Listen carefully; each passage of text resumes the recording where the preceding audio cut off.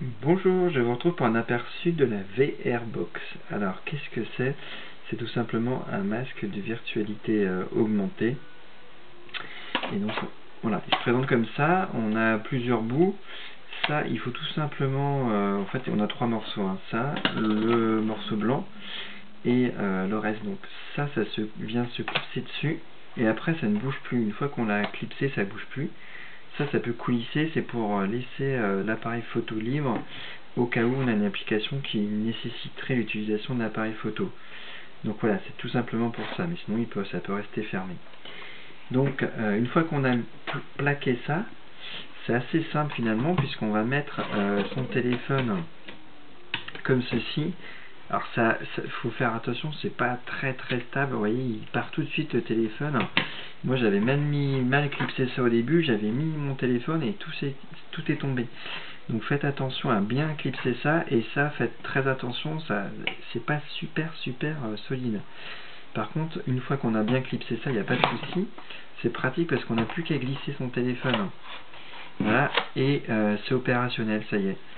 Donc après on retire, donc ça c'est bien, c'est pratique. Et vous voyez ce que je vous disais, hop, démonstration directe, le téléphone qui tombe, voilà, ça c'est le gros point noir, donc pas de casse, pas de mal, il y a une protection de l'écran, donc pas de souci. Mais voilà, c'est vraiment le défaut de la VRBox. Voilà, je voulais pas, franchement, c'était pas le but de vous montrer ça. J'aurais préféré éviter, il n'y a pas de mal. On poursuit, hein, c'est les aléas de la vidéo. Donc du coup on va aller sur le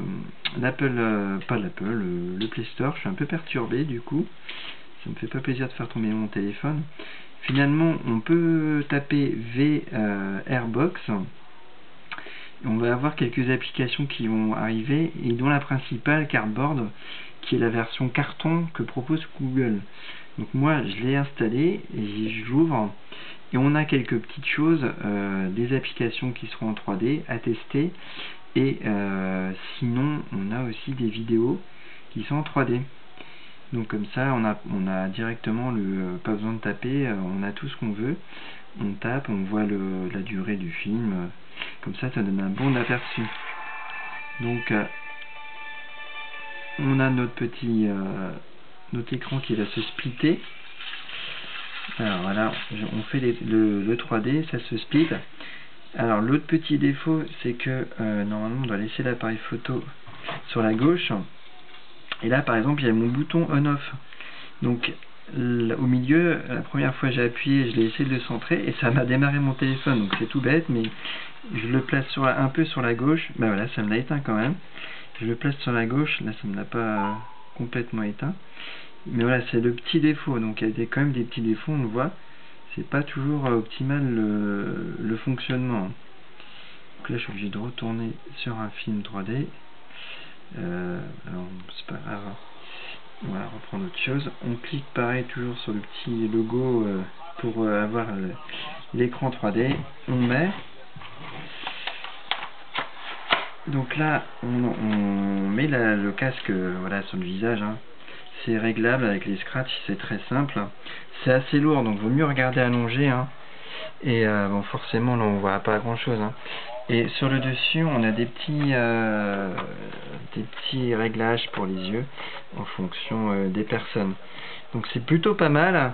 C'est une version améliorée du Google Cardboard en carton. Et franchement c'est sympa pour le prix. Hein. On est en dessous des 40 €. C'est vraiment un petit truc sympa si on veut une expérience 3D. À noter qu'on voit quand même des pixels à l'écran. Hein. C'est très pixelisé, on voit très bien. Alors moi j'ai un filtre. J'ai un petit filtre, alors je sais pas si c'est ça aussi. Alors je vais éviter de l'enlever puisque ça sert toujours. Il y a quelques micro rayures et tout qui sont pour le filtre et non pas sur l'écran. Donc je sais pas si ça améliorerait un peu, sinon on voit quand même, je sais pas si on le voit avec la vidéo là, mais en tout cas on voit quand même, mais bon ça gêne pas trop la vision, mais voilà, pour ceux qui sont vraiment férus de technologie et qui voudront quelque chose de très net, c'est pas ça encore. Donc voilà, et là pourtant je suis sur un écran quand même de 720, c'est pas du Full HD mais c'est du HD 720, donc c'est quand même très très bien déjà. Donc voilà pour une première expérience, en tout cas c'est plus que sympathique. Merci pour votre attention et salutations geeks.